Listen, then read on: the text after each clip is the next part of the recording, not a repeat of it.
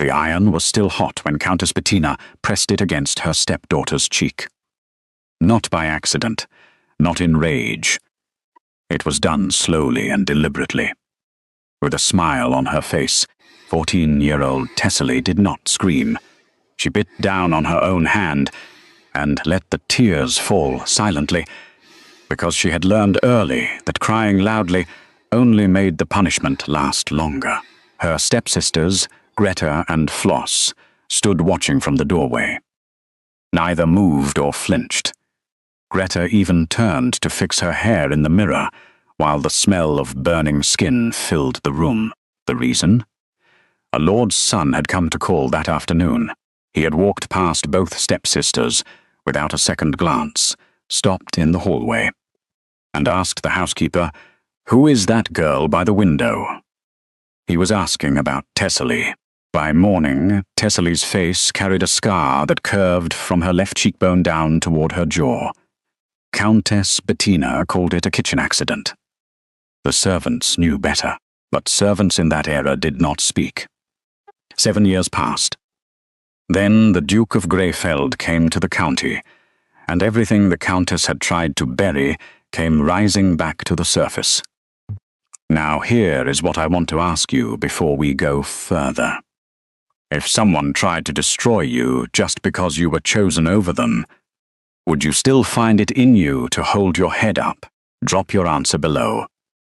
Tell us the beautiful part of the world you are watching from, and subscribe so you do not miss a single part of this story.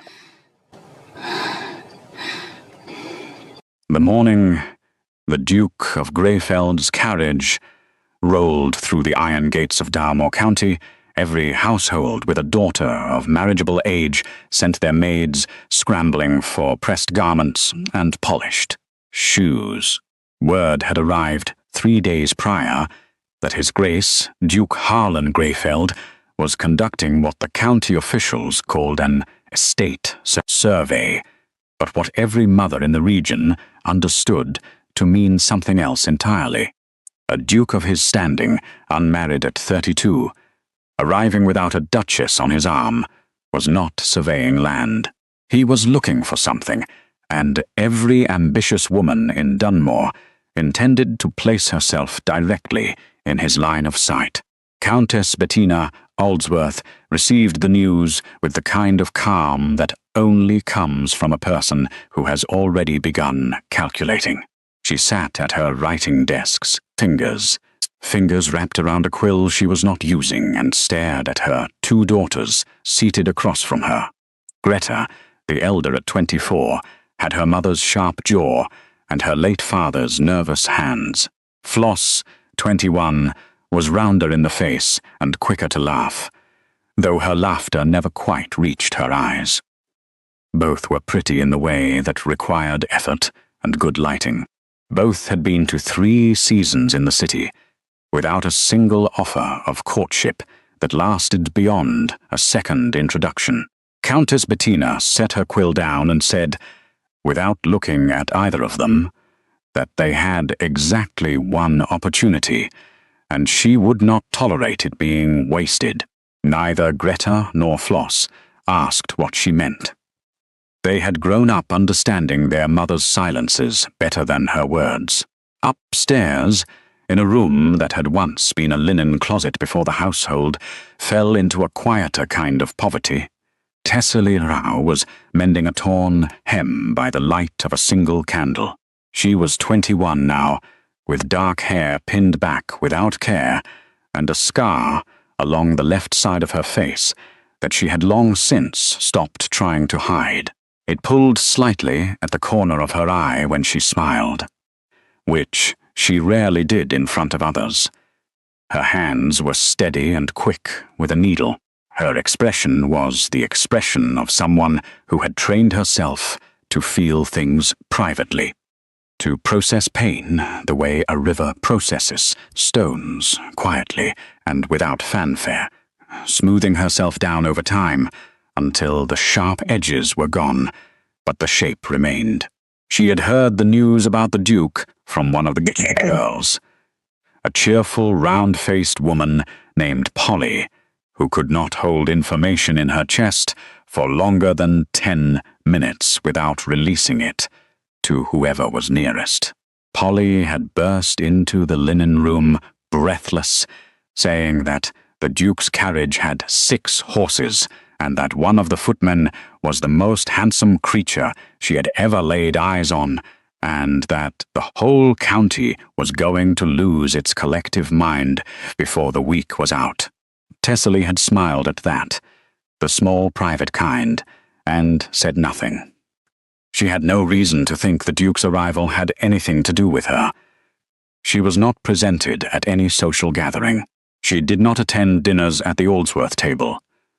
She ate in the kitchen when the family ate in the dining room, and she sat near the hearth in the evenings when the sitting room was full of guests.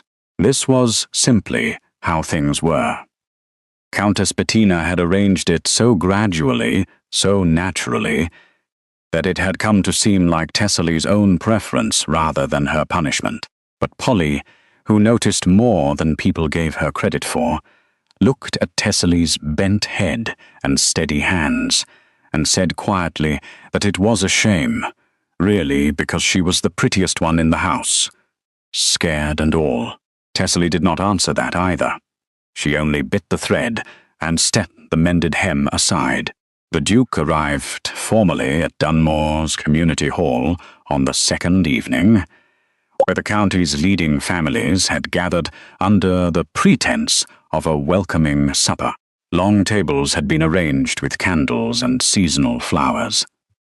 The hall smelled of roasted meat and furniture polish, and the particular anxiety of people trying very hard to appear relaxed.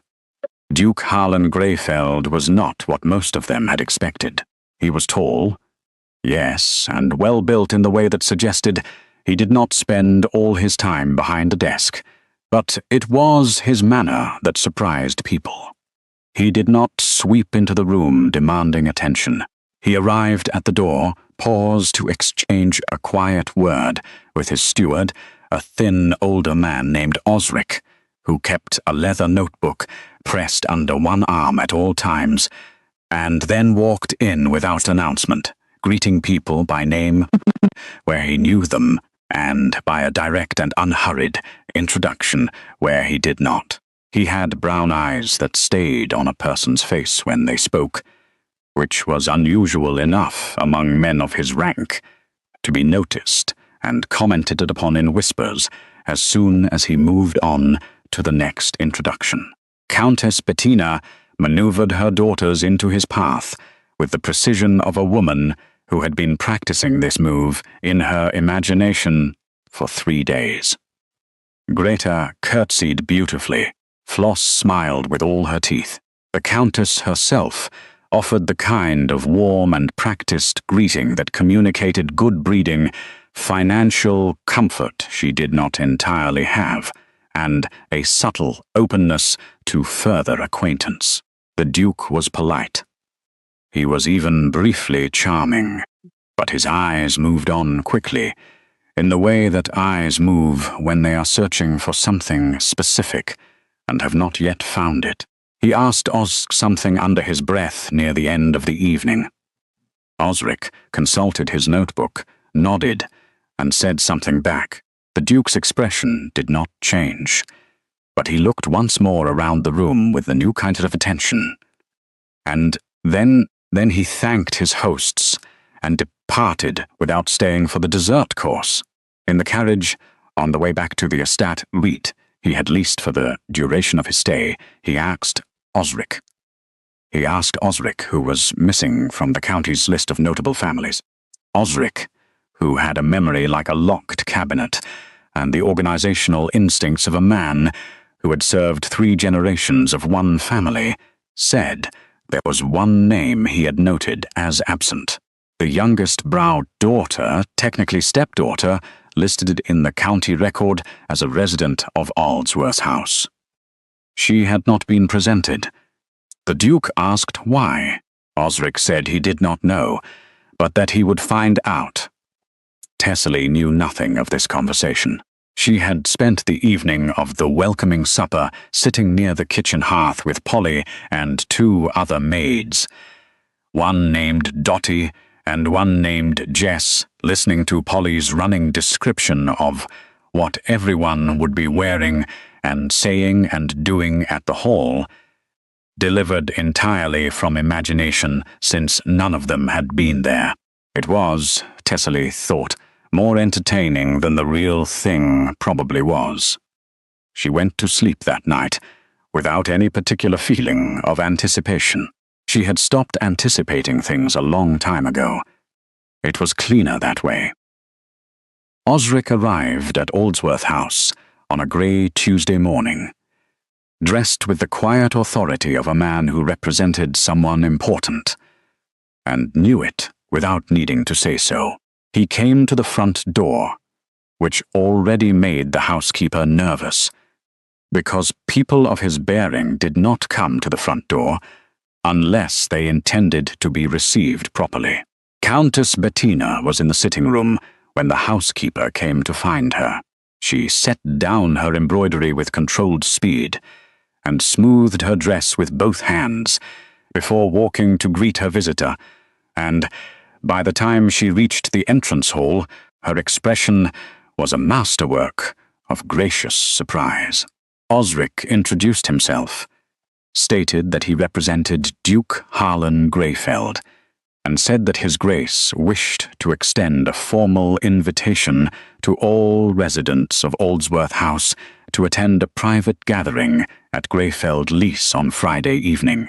He used the word all with a slight and deliberate emphasis that Countess Bettina caught immediately, though she chose to receive it as though she had not. She thanked him warmly. She said they would be honored. She offered him tea, which he declined with equal warmth, and then he left.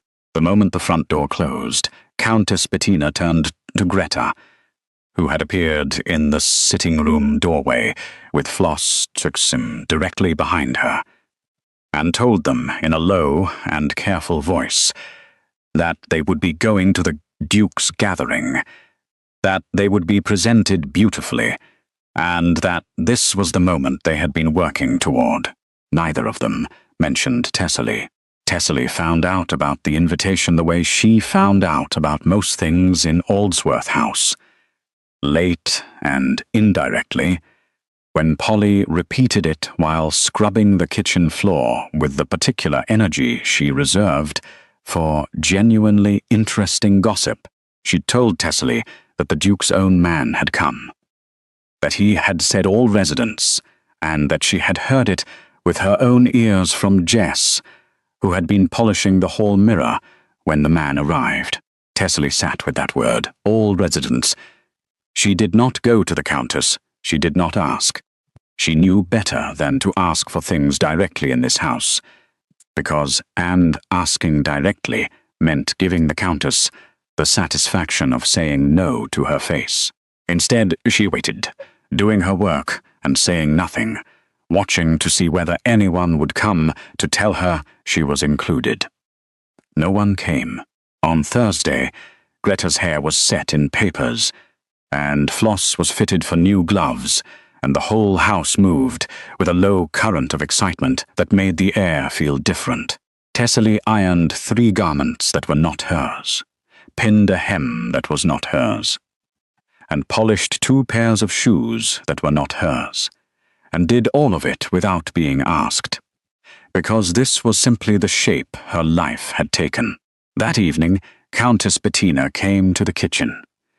This alone was unusual enough that Polly went very still over her pot, and Dottie found a reason to move to the far end of the room. The Countess looked at Thessaly with the expression she used when she wanted to appear concerned. She said that, regrettably, Thessaly would not be attending the gathering. She said that the Duke's invitation was clearly intended for the family proper, and that Thessaly's presence might create a confusion of social categories that no one wanted. She said this with the smooth delivery of someone who had rehearsed it. And she added, as she turned to leave, that Thessaly really ought not to set herself up for disappointment by imagining herself in situations where she did not naturally belong. Thessaly said, "Of course, Countess." Her voice was level, her face gave nothing away.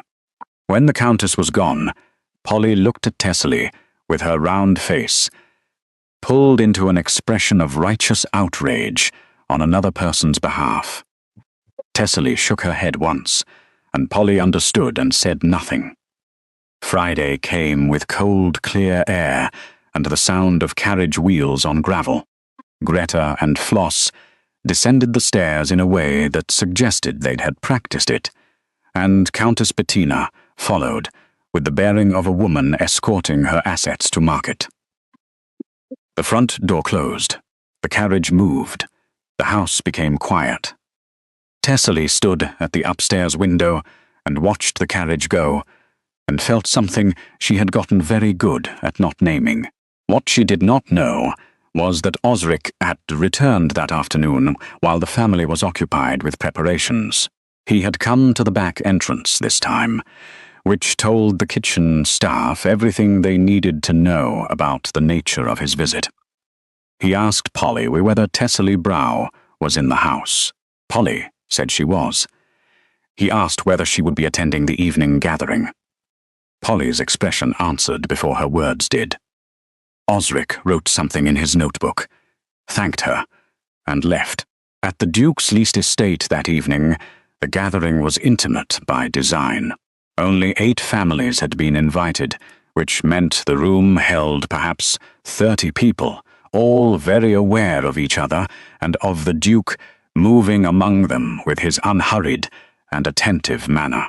Countess Bettina placed herself and her daughters in 2 different locations throughout the evening, so as to double their chances of natural proximity to him. The Duke spoke with Greta for several minutes about the county's eastern farmland, which she knew nothing about, but navigated with a practiced blankness that she hoped read as serenity. He spoke with Floss briefly about a musical performance that had apparently taken place in the city, which she had attended and could genuinely discuss. And for a moment her real self appeared in the conversation, the quick and observant girl underneath the performance, and the Duke responded to that version of her with noticeably more warmth. But at the end of the evening, when the guests were beginning to gather their wraps, and the candles had burned lower, the Duke found his steward near the window and said something very quietly. Osric said that she had not come. The Duke's expression remained composed. He nodded once and looked out the dark window for a moment before turning back to bid his guests good night. At Oldsworth House, Thessaly had not spent the evening in self-pity. She had done what she always did when the house was empty and quiet.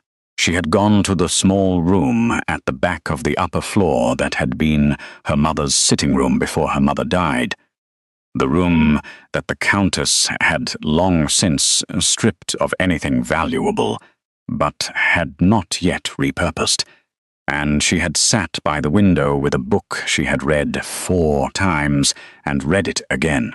The book was a collection of letters written by a woman who had travelled alone through 3 countries at a time when women did not do such things. Thessaly had underlined nothing in it because the book was not hers, but she had memorized the passages that mattered.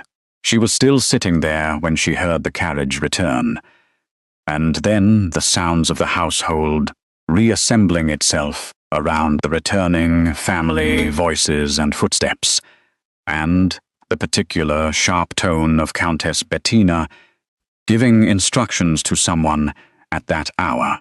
She closed the book and set it carefully back where she had found it, spine aligned with the edge of the shelf, the way her mother had kept it. Then she heard Greta's voice in the corridor, louder than was necessary, saying that the Duke had asked about an absent guest and that his steward had apparently made a note of it. There was a pause. Then Countess Bettina's voice, quieter, but with a blade running under it, said that they would manage it. Thessaly stood very still in the dark room, with her hand resting flat on the shelf. She did not know what managing it would look like. She had been in this house long enough to know that when the Countess said she would manage something, it meant that whatever the something was, it was about to become considerably more difficult for Thessaly. She moved away from the shelf and went back to her room. The candle she had been saving burned down to almost nothing by the time she slept. And in the morning, there was a new lock on the door of her mother's old sitting room. And the book was gone. Thessaly sat on the edge of her bed that night, with her hands flat on her knees, and the Countess's words moving through her head like something that refused to settle. She would manage it. 7 years of living inside that phrase, and it still had the power to make the air feel thinner. The candle on her small table was burning low. The wax had pooled, and the flame leaned sideways in a draught, coming through the gap under the door. And the smell of it, that particular warm and slightly acrid smell of a candle, burning toward its own end, hit the back of her throat, and did what smells sometimes do to people who carry something heavy and unfinished. It pulled her backward through 7 years without asking permission.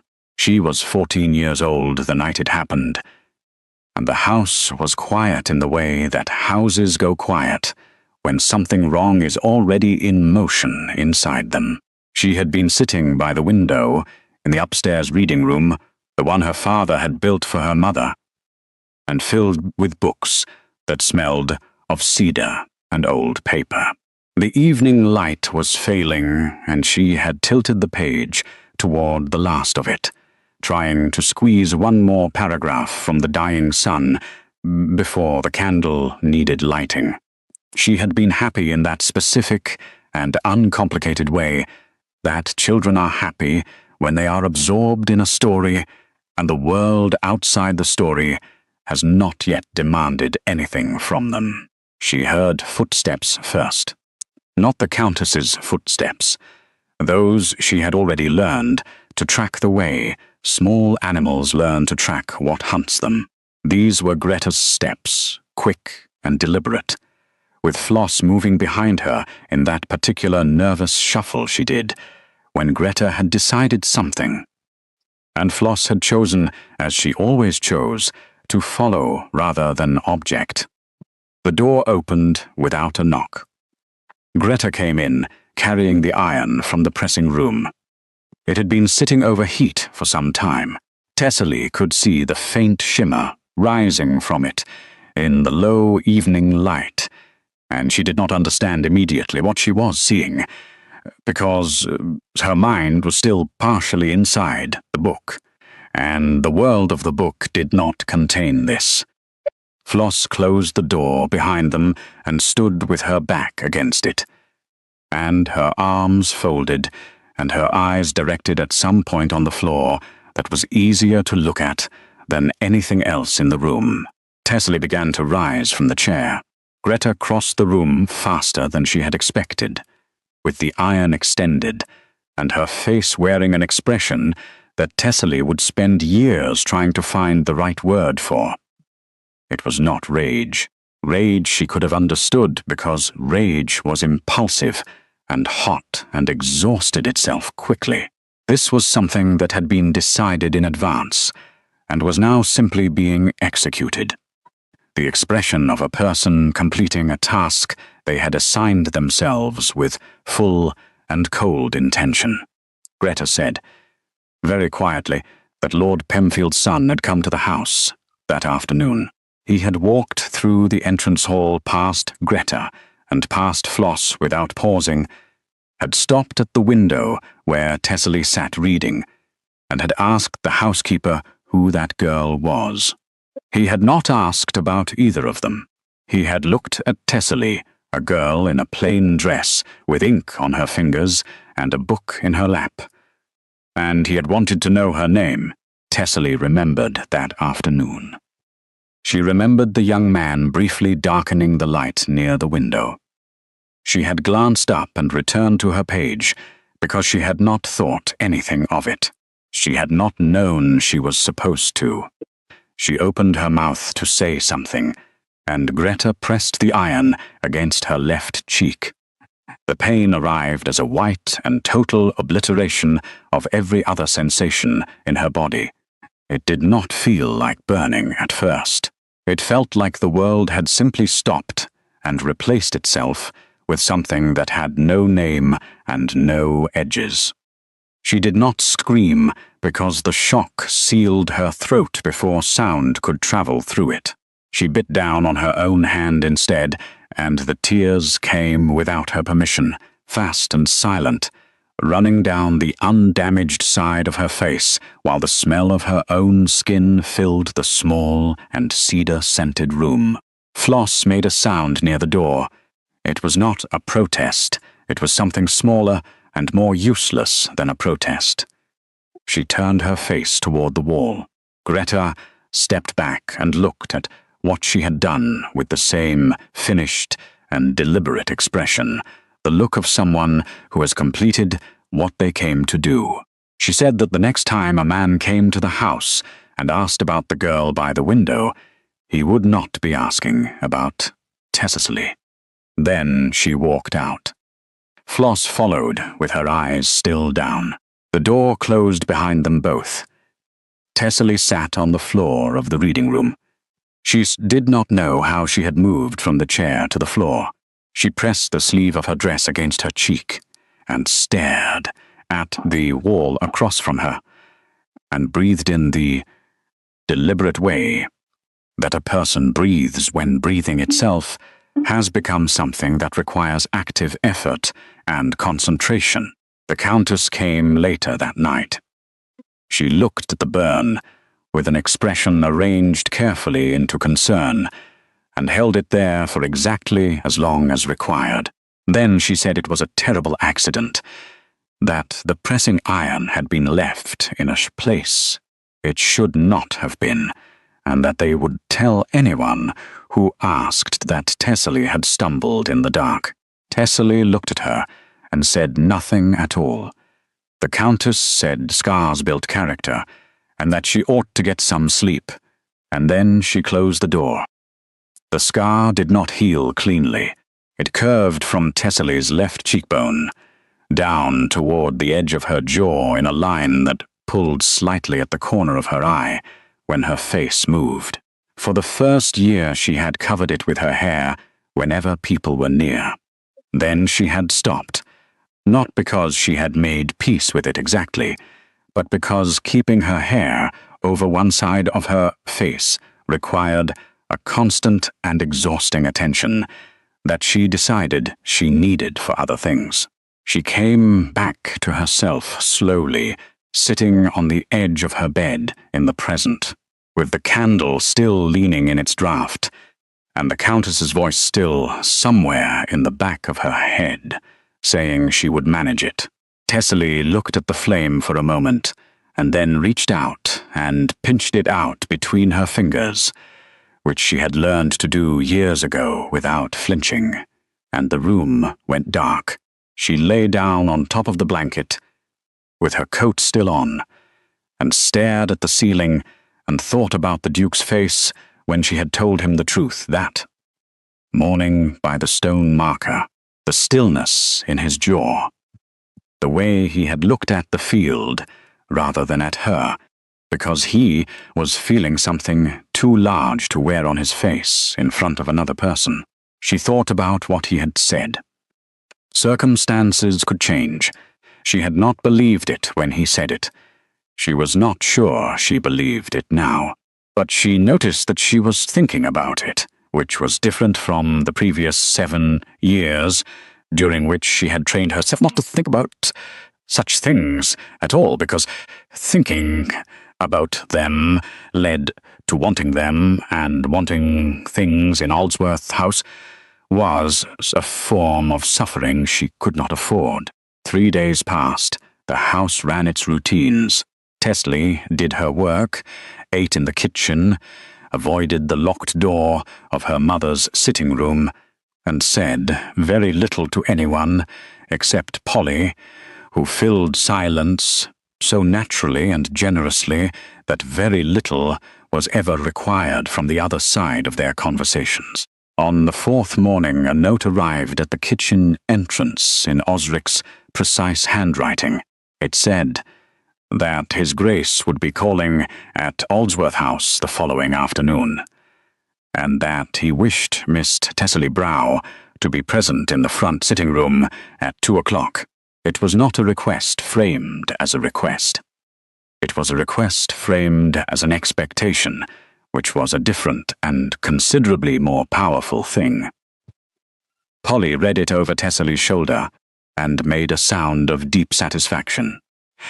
Tessie folded the note and placed it inside her coat lining and spent the rest of the day trying to decide whether to feel afraid or something else, something that did not yet have a clear name, but sat in her chest in a way that was not entirely unpleasant.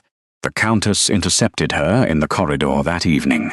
She must have had some intelligence of the note, whether through Greta, who had been watching the kitchen entrance, or through some other means, because she appeared with the particular readiness of someone who had been waiting for an opportunity.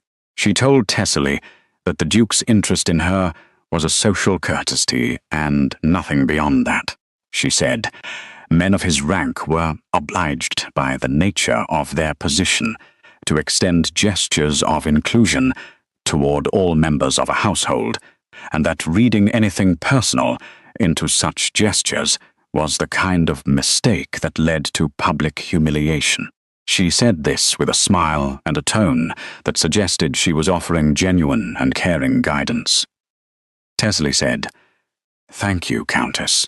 The Countess studied her for a moment, looking for something in her face that she did not find, and then moved on. Tessie went to her room and sat with the note in her hand and read it one more time. She thought about the Duke's eyes when he had looked at her in the sitting room the first time.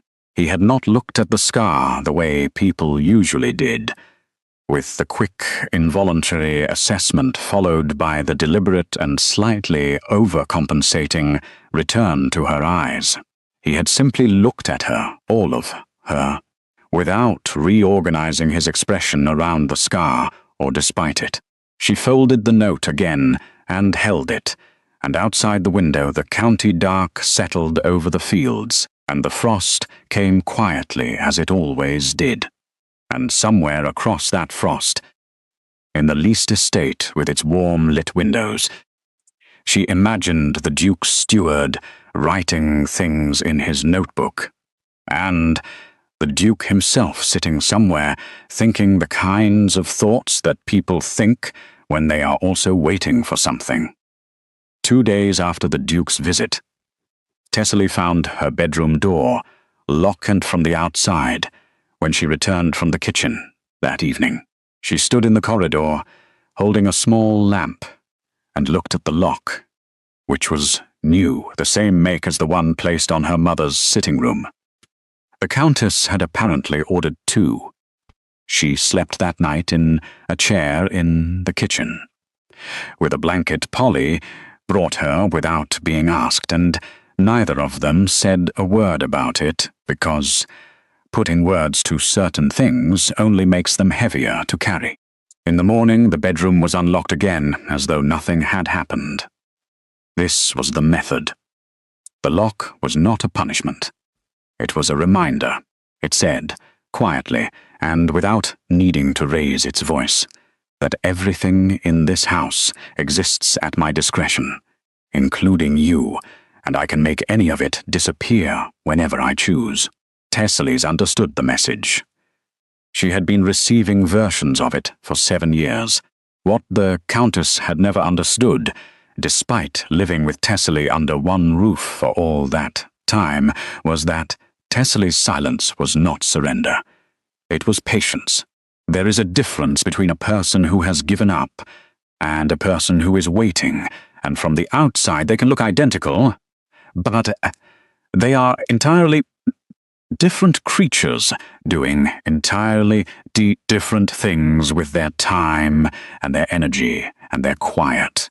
Thessaly was waiting. She had not known what she was waiting for until the morning by the stone marker in the frost-covered field.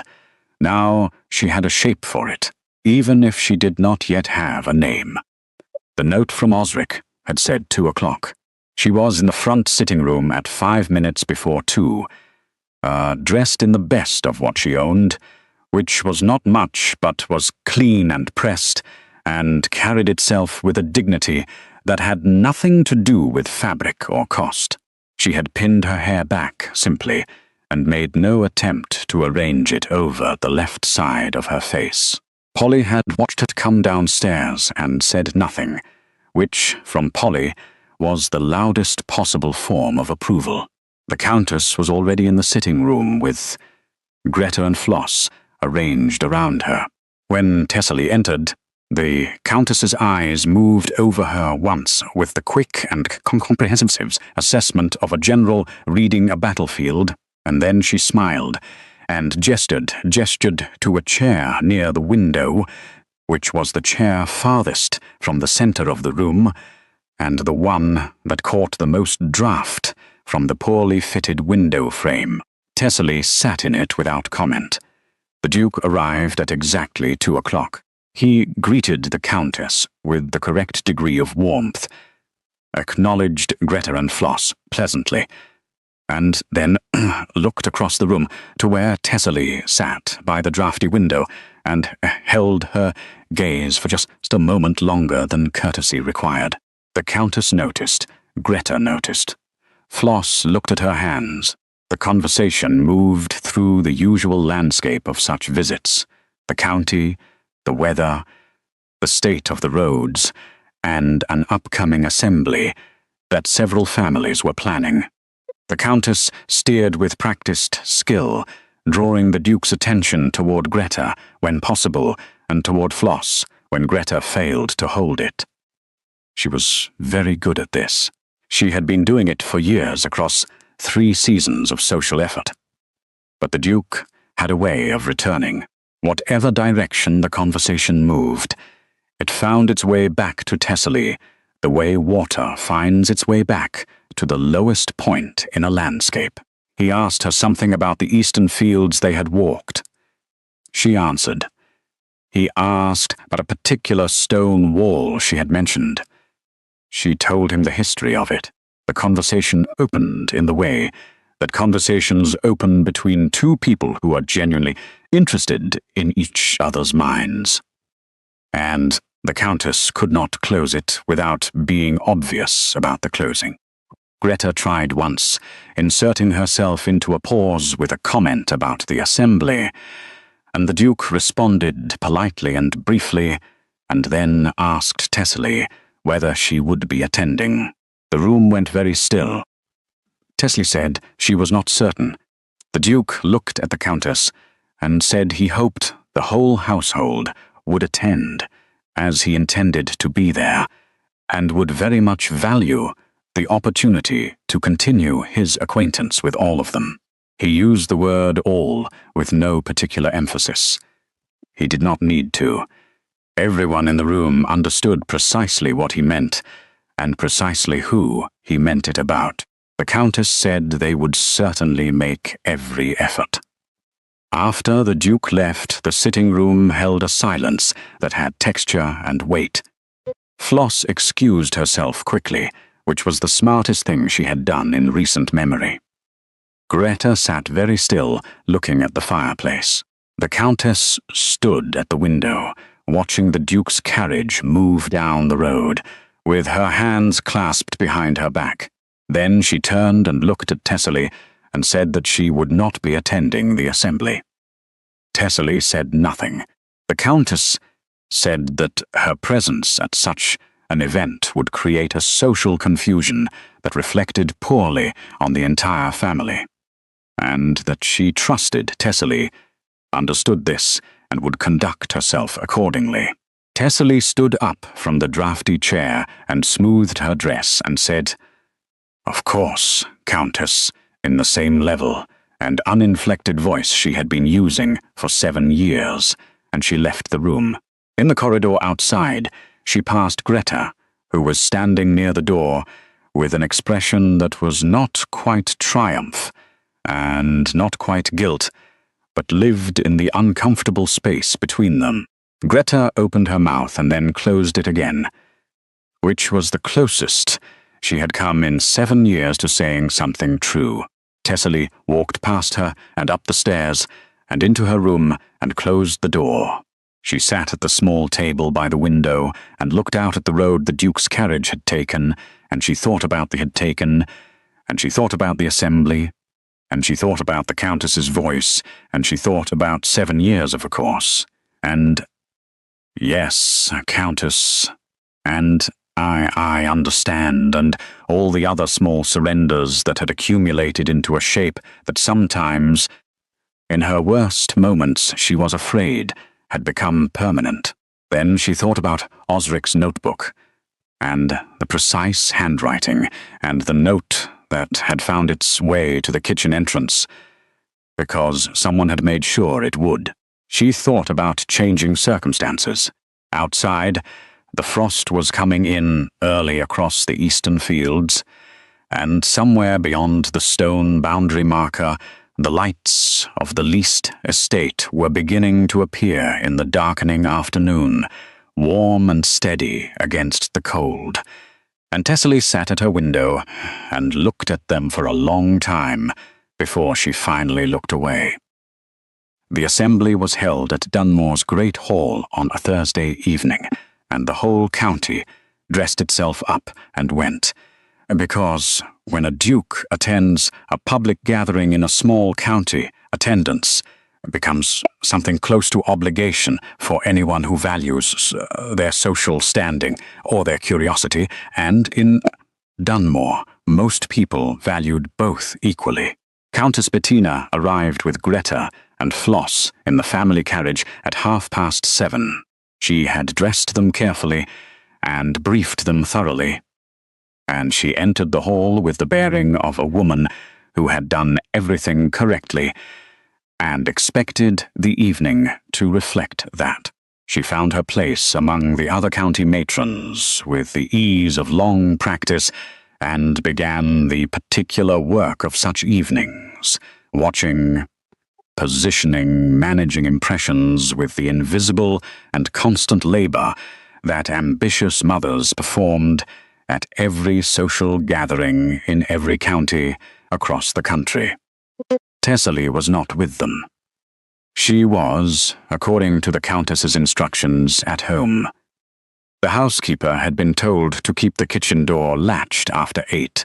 Polly had been given extra duties that would keep her occupied indoors. The carriage had left without stopping at the kitchen entrance. What the Countess had not accounted for was Osric.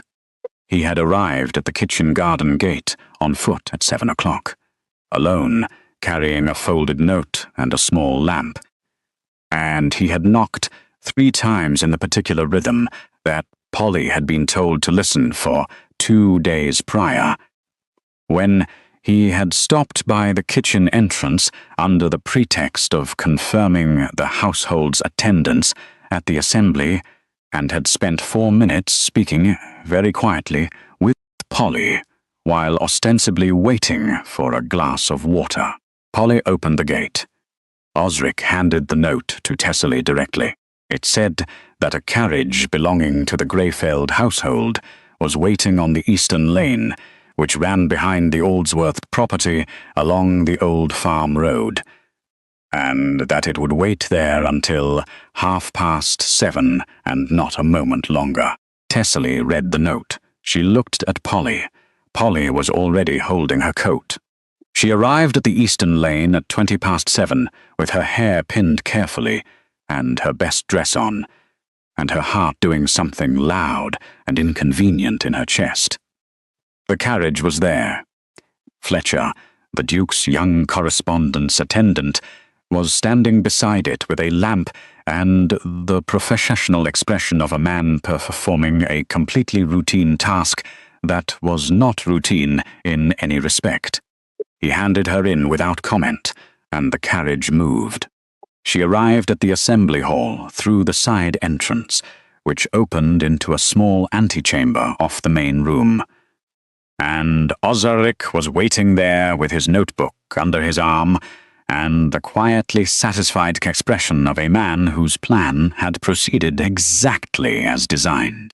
He told her that his grace was already inside, and that she should take a moment to collect herself. And there was such genuine and unpatronizing kindness in the way he said it that she felt something loosen slightly in her chest that had been wound tight for a very long time. She thanked him. He said there was nothing to thank him for, and opened the door into the main hall. The noise of the assembly reached her first, the voices and the music and the warmth of many candles burning together. And then she was inside, and the room was full and bright, and she stood at the edge of it for a moment, letting her eyes adjust. She did not see the Duke immediately. She saw the Countess first. Countess Bettina was standing 20 feet away with her back partially turned, speaking to another matron, and in the moment before, the Countess's peripheral attention caught the movement near the side door. Thessaly had already been seen by someone else. Greta saw her first. She was standing near the refreshment table with a glass in her hand, and her eyes found Thessaly across the room with the immediate and unerring accuracy of someone who has spent years monitoring a particular person's movements. Her face went through 3 expressions in rapid succession: surprise, fury, and then the controlled blankness of someone deciding how to respond to an unexpected development. Floss was beside her and followed her gaze and went very still. Thessaly held her chin level and walked into the room.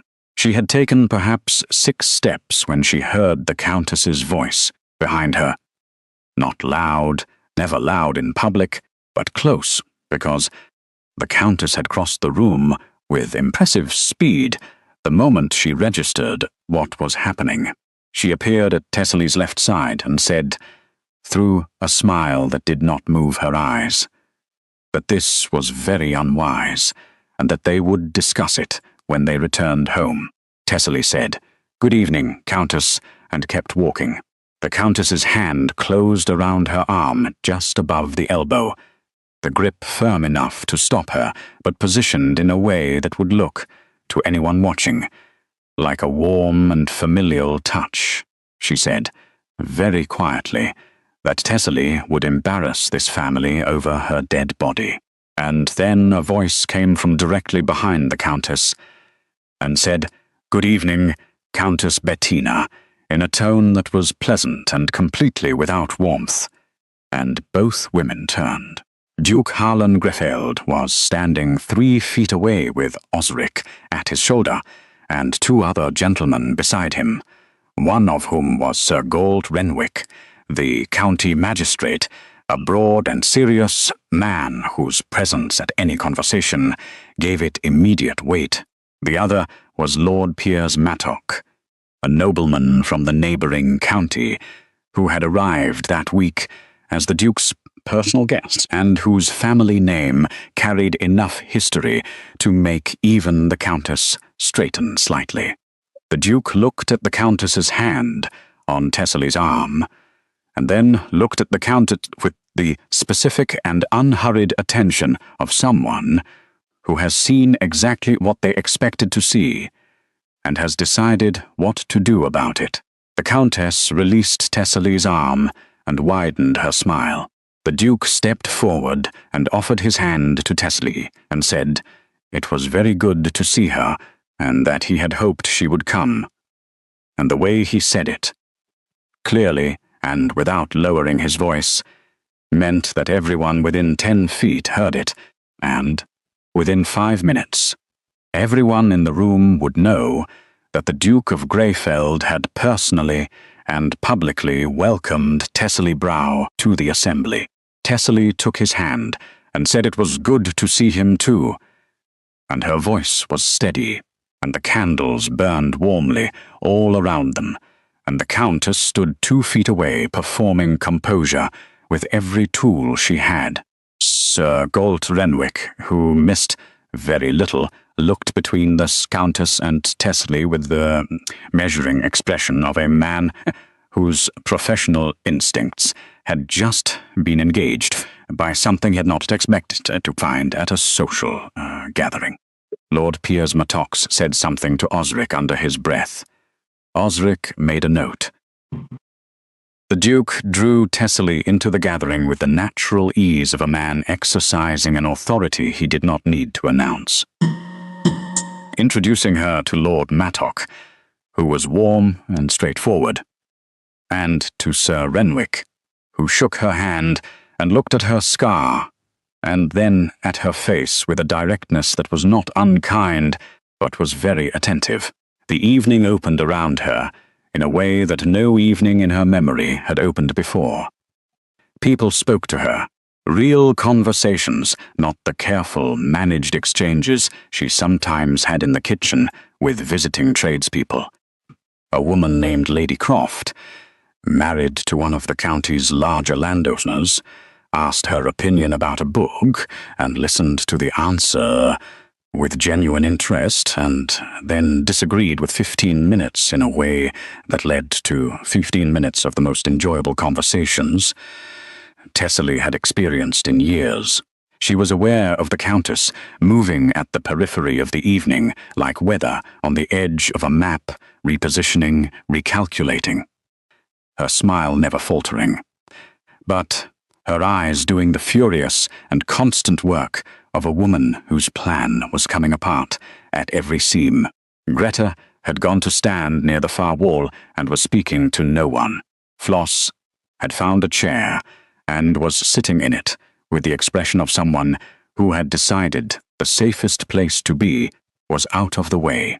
At some point in the evening, Sir Golt Renwick appeared at Tessely's side during a quiet moment and asked, with the directness of a man who had learned that directness was more humane than circling, how she had come by the scar on her face.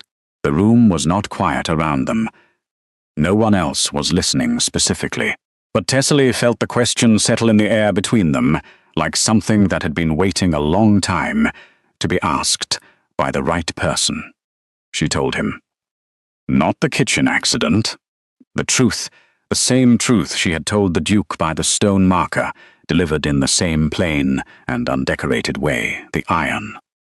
The pressing room, Greta's face wearing its cold and finished expression. The Countess arriving afterward with her arranged concern and her instruction about what story to tell. Sir Renwick listened without moving. He asked one clarifying question about the timeline. She answered it. He thanked her and excused himself and went to find Osric. She watched them speak across the room, Renwick's broad head bent toward Osric's thin one, and she felt something she had not felt in a very long time. Not hope exactly. Something more structural than hope. Something that felt like the ground, becoming solid under her feet after years of learning to balance on uncertain surfaces. The Duke appeared beside her a few minutes later and stood quietly for a moment, looking in the same direction she was looking. He said that Renwick was a thorough man and a fair one. She said she could see that. He said that what happened next would move at the pace of proper process, and that she should be prepared for it to take some time. She said she had been patient for 7 years, and could manage more. He looked at her, then, with the particular expression she had come to associate with him, the one that was not pity and not admiration, but something that lived between them, something that saw her clearly and did not flinch from what it saw. He said that he knew she could. Across the room, the Countess was watching them, with the expression of someone watching a wall. They had built very carefully, beginning to develop a crack they cannot reach. The crack became a fracture within a week. Sir Galt Renwick moved with the quiet efficiency of a man who understood that justice delayed in small counties had a habit of disappearing entirely if it was not pursued with immediate and documented purpose. He sent 2 of his men to Aldworth House on the Monday following the assembly, not to arrest anyone, not yet, but to conduct what he formally described as an inquiry into a matter of reported harm, which in the language of county magistrates was precise and serious, and not something that could be smiled away. The Countess received them in the front sitting-room with her full arsenal of composure deployed. She offered tea. She spoke of her great fondness for her stepdaughter. She described the scar as the result of a household accident that had devastated the entire family and from which they had all worked hard to recover emotionally. The older of the 2 men wrote everything down and said thank you and asked to speak with Greta separately. The Countess said that Greta was not feeling well. The man said he would wait. Greta came downstairs 20 minutes later, looking like someone who had spent those 20 minutes having a very difficult internal conversation with herself about what was survivable and what was not.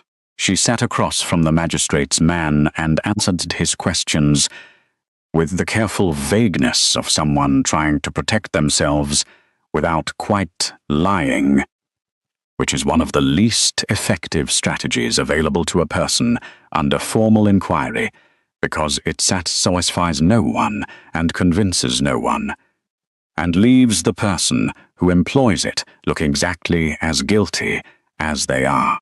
Floss, when her turn came, lasted 4 minutes before she began to cry.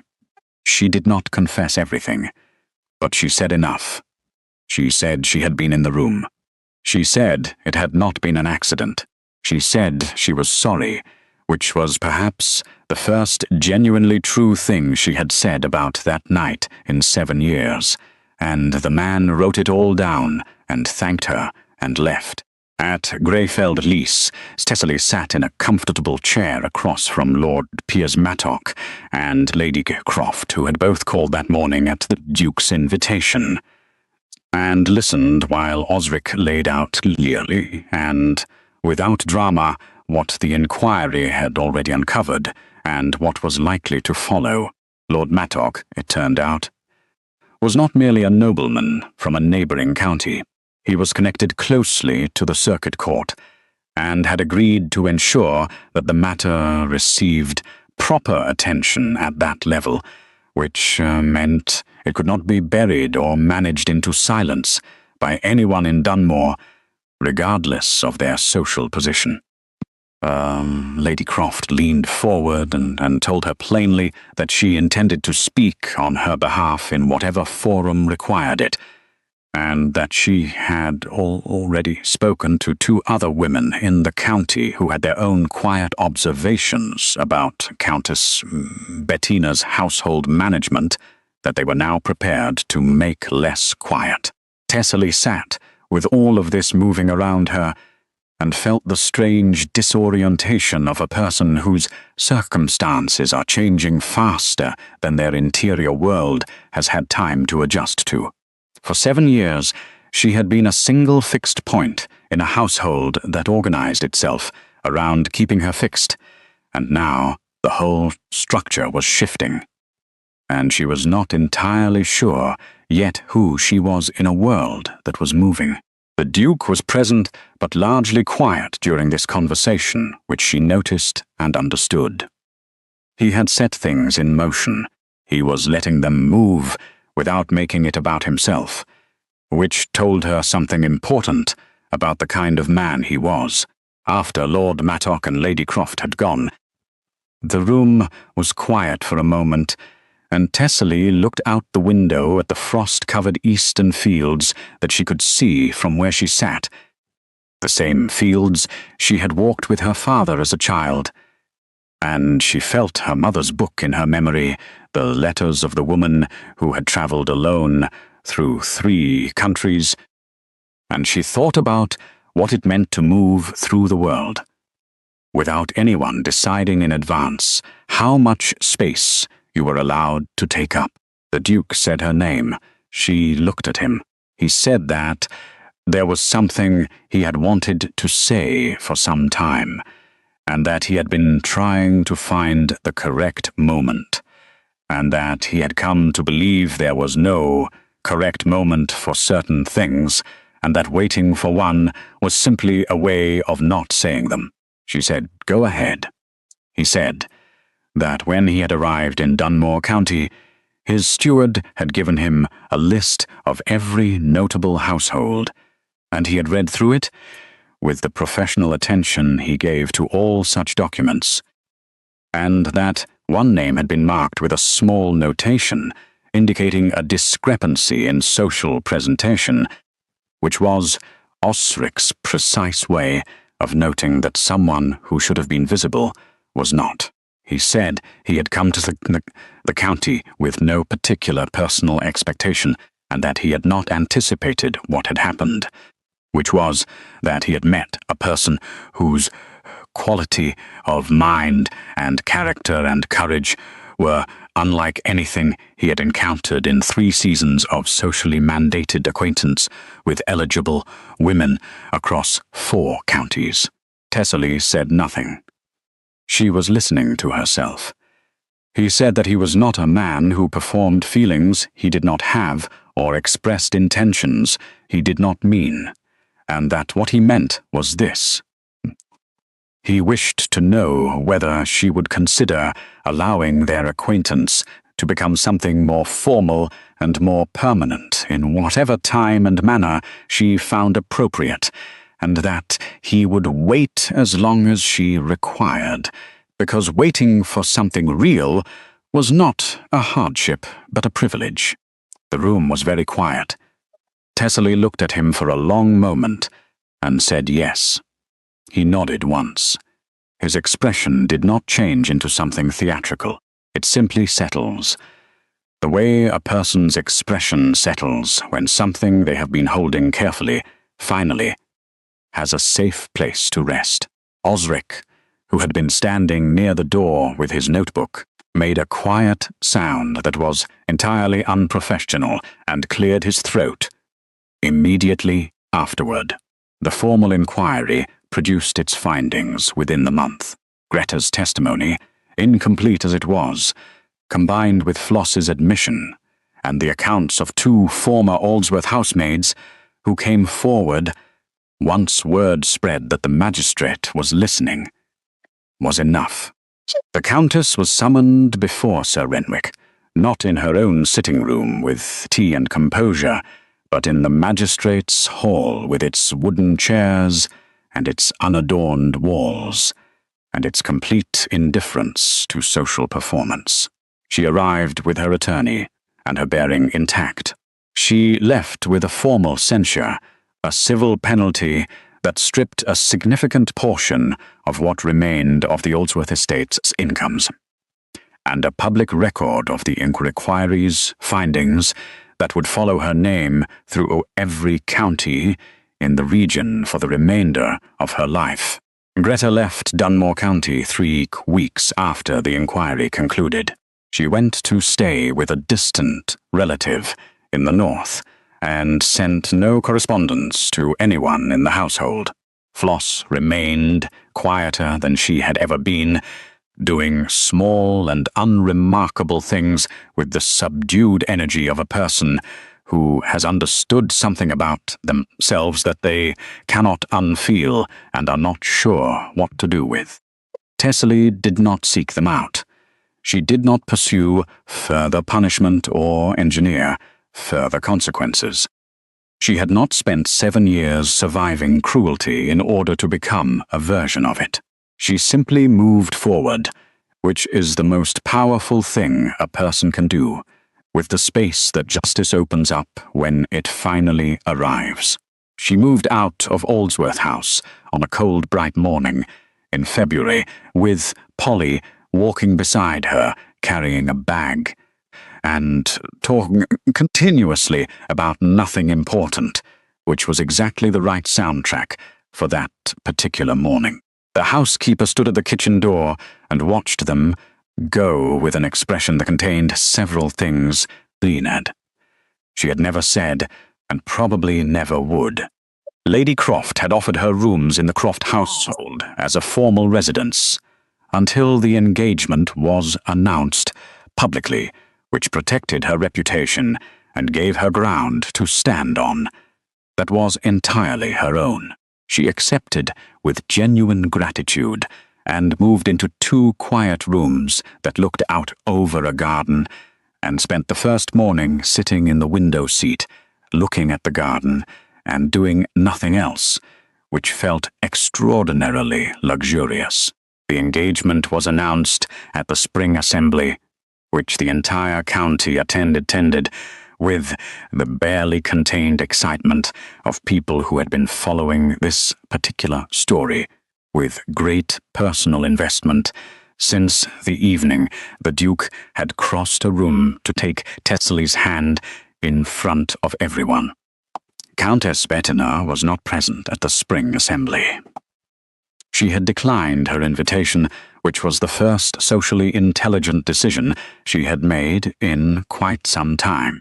Sir Renwick attended, and stood near the back of the room with his broad arms folded, and his serious face wearing the quiet satisfaction of a man whose work has produced a visible and correct result. Osric stood near the door with his notebook, which he did not open once the entire evening. Lord Mattock raised a glass and said something to the woman beside him that made her laugh. And across the room, Lady Croft was deep in another argument about books, with someone who had made the mistake of disagreeing with her, and Fletcher, the young correspondence attendant, was standing near the refreshment table, looking at something across the room, with an expression that suggested Polly had attended as part of the Croft household's party. Tesley stood in the center of all of it in a room full of candlelight, and the sound of people being genuinely and unceremoniously happy, and she felt the ground solid beneath her feet, and the air was enough, and the space she occupied was hers, and no one was going to manage it or lock it or hand her a list of tasks designed to keep her invisible. The Duke stood beside her and said nothing, because nothing needed saying, and that was exactly right. Outside, the winter was finally releasing its hold on Dunmore County. The frost was retreating from the eastern fields, and the ground beneath it was dark and ready, and full of everything that had been waiting quietly through the long cold to begin.